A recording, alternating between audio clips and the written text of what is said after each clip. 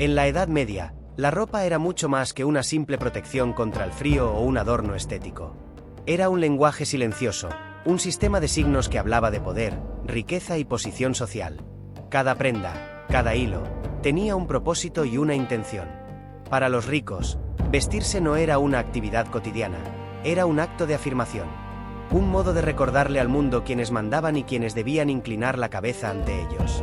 Las telas que cubrían sus cuerpos estaban tejidas no solo con hilos de lino o seda, sino también con el orgullo de un linaje. Las familias nobles competían entre sí por quien podía lucir la prenda más lujosa, el bordado más intrincado, la capa más pesada. No se trataba únicamente de vanidad, sino de supervivencia social. En una época donde la sangre y la apariencia definían el destino de una persona, verse pobre era casi tan peligroso como serlo. Los nobles sabían que sus vestimentas eran su carta de presentación ante el mundo. Una túnica mal confeccionada, un color fuera de tono o un accesorio inapropiado podían despertar sospechas, ridiculizar o incluso poner en duda su nobleza. Por eso, cada detalle se cuidaba con obsesión. Las costureras y sastres que trabajaban para la élite no eran simples artesanos, eran guardianes de la imagen del poder. A través de sus manos, el estatus tomaba forma, y la jerarquía se bordaba en los pliegues de una capa o en el brillo de un cinturón adornado con piedras preciosas. Sin embargo, este lenguaje no era libre. Solo ciertos materiales y colores podían ser usados por determinadas clases. Vestir como un noble sin serlo podía costarte la reputación o incluso la vida. Así, la moda se convirtió en una forma de control social, un código silencioso que todos entendían pero que pocos podían hablar. En cada banquete, en cada misa o evento público, la vestimenta servía como un espejo del orden medieval. Brillante, ostentosa y, al mismo tiempo, implacablemente jerárquica. En la Edad Media, el lujo era un territorio vigilado. No todos podían vestirse como querían, y menos aún, como soñaban. El oro y la seda no eran simples materiales, eran símbolos de poder divino y terrenal. Provenían de rutas comerciales lejanas, traídos desde Constantinopla, Damasco o las misteriosas tierras de Oriente. Tener acceso a ellos era tener poder, y ese privilegio estaba cuidadosamente controlado por los monarcas y la Iglesia. Las llamadas leyes suntuarias surgieron precisamente para mantener ese control. Estas leyes determinaban qué podía vestir cada clase social. Si un comerciante enriquecido osaba vestir terciopelo o bordados con hilos dorados, corría el riesgo de ser multado o incluso despojado de sus bienes. La vestimenta debía reflejar el orden establecido. Los reyes brillaban, los nobles relucían, y el pueblo, en cambio, debía vestirse con modestia. Era una forma de frenar la ambición, de mantener las apariencias de un mundo donde el poder no se ganaba, sino que se heredaba. El oro, en particular, tenía un significado sagrado. Brillaba como el sol, símbolo de Dios, y quien lo llevaba sobre su pecho o en sus manos debía representar pureza y autoridad. Pero bajo esa idea espiritual se escondía una realidad terrenal: el deseo humano. El deseo de ser visto, admirado, envidiado.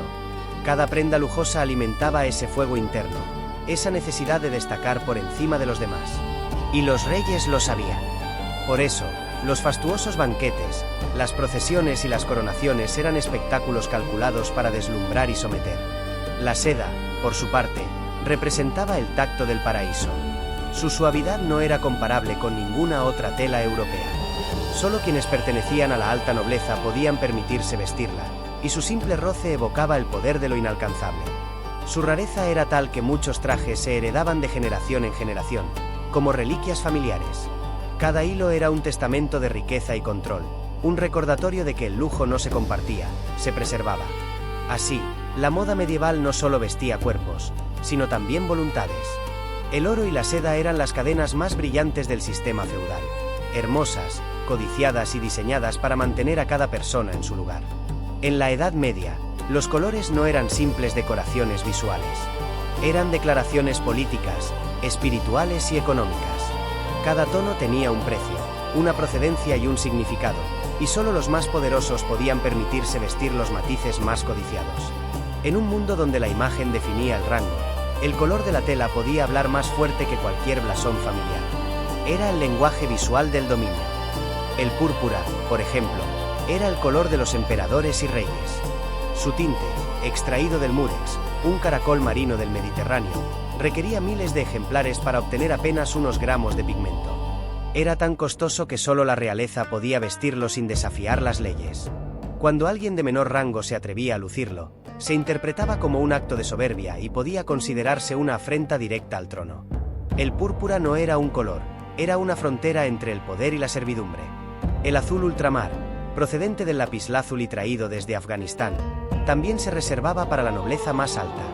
Su brillo profundo evocaba lo divino y lo eterno, razón por la cual se usaba en las vestiduras religiosas y en los retratos de las vírgenes. En cambio, el rojo carmesí, obtenido del insecto cochinilla, representaba la fuerza, la guerra y la sangre derramada por el honor. Los reyes lo utilizaban para proyectar autoridad y templanza, mientras que en los templos simbolizaba el sacrificio. Para los ricos, el color era una forma de presencia. En los salones, los banquetes o las calles empedradas, los tonos de sus ropajes atraían miradas, imponían respeto y marcaban distancia. Los burgueses, aunque ricos, eran vigilados cuidadosamente. Podían permitirse ciertos matices, pero no los más puros o brillantes. El exceso cromático estaba prohibido para quienes no tenían título, y las leyes suntuarias dictaban incluso qué tonalidades podían combinarse. La fabricación de estos tintes era una ciencia secreta y un negocio controlado. Los talleres de tintorería guardaban sus fórmulas como si fueran tesoros. Los nobles los encargaban por lotes, asegurándose de que nadie más tuviera el mismo tono. Vestir de un color exclusivo era como poseer un emblema personal de poder. Así, en los siglos medievales, la paleta de un traje podía determinar el destino de una persona.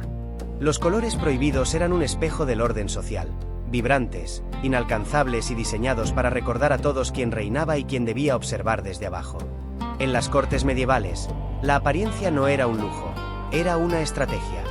La imagen de los ricos, de los nobles y de los reyes estaba cuidadosamente construida para provocar admiración y obediencia. No se trataba de vestirse, sino de representar un papel. Cada pliegue de una capa, cada joya, cada hebilla, tenía un propósito: crear la ilusión de que aquellos hombres y mujeres pertenecían a un mundo superior. Un mundo intocable, casi divino. Los nobles sabían que el poder no se sostenía solo con espadas o castillos, sino con símbolos. Por eso, las modas cortesanas se volvieron un teatro visual, una forma de manipular la percepción. Los vestidos de las damas, por ejemplo, podían llegar a pesar más de 20 kilos, saturados de brocados, bordados y piedras preciosas. Los corsés estrechaban las cinturas hasta el límite de la respiración, mientras que los tocados y coronas alcanzaban alturas tan desmedidas que obligaban a las mujeres a caminar erguidas, lentas, como si fuesen estatuas. Esa rigidez no era accidental. Representaba distinción, control, dominio del cuerpo y del entorno. En los hombres, la ostentación no era menor. Las capas forradas con pieles exóticas, los cinturones de plata, las espadas ornamentadas y los sombreros con plumas eran más que simples accesorios. Eran declaraciones visuales de autoridad. El peso físico del atuendo se correspondía con el peso simbólico del poder que representaban.